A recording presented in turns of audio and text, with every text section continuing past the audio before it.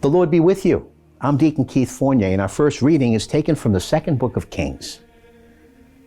When Athaliah, mother of Ahaziah, learned that her son was dead, she promptly murdered all those of royal stock. But Jehosheba, daughter of King Jehoram and sister of Ahaziah, surreptitiously rescued Jehoash, son of Ahaziah, from among the princes who were to be murdered. And she put him with his nurse in the sleeping quarters. In this way, she hid him from Athaliah, and he was not killed. He stayed hidden with her in the temple of Yahweh for 6 years, while Athaliah governed the country. In the 7th year, Jehoiada sent for the regimental commanders of the Carians and the guards, and had them brought to him in the temple of Yahweh. He made a pact with them, put them on oath, then showed them the king's son. He gave them this order. The regimental commanders did everything as Jehoiada the priest had ordered, and each one brought his men, those coming on duty on the Sabbath and those going off duty on the Sabbath. And they reported to Jehoiada the priest. The priest then issued the regimental commanders with King David's spears and shields, which were kept in the temple of Yahweh. The guards then took their position, each man with his weapons in his hand, from the south corner of the temple to the north corner of the temple, all around the altar and the temple. Then Jehoiada brought the king's son out and crowned him, and gave him a copy of the covenant. And they made him king and anointed him. And they clapped their hands and shouted, "Long live the king." On hearing the people shouting, Athaliah joined the people in the temple of Yahweh.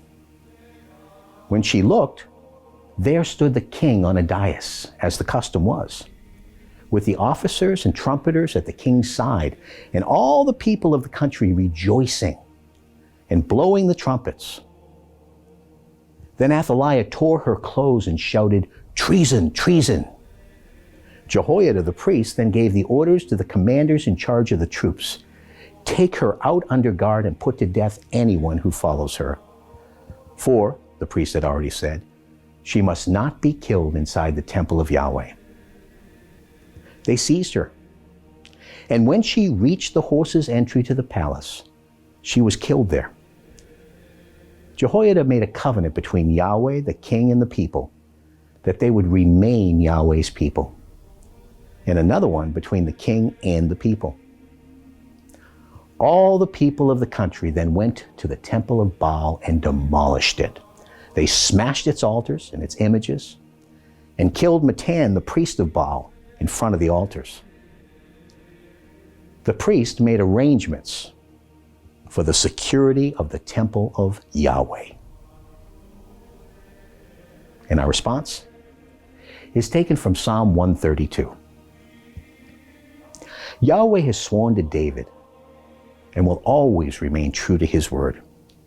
I promise that I will set a son of yours upon your throne. If your sons observe my covenant and the instructions I have taught them, their sons too forevermore will occupy your throne. For Yahweh has chosen Zion, and he has desired it as a home. Here shall I rest forevermore. Here shall I make my home as I have wished. There I shall raise up a line of descendants for David, light a lamp for my anointed. I shall clothe his enemies with shame, while his own crown shall flourish. And a reading from the Holy Gospel according to St. Matthew.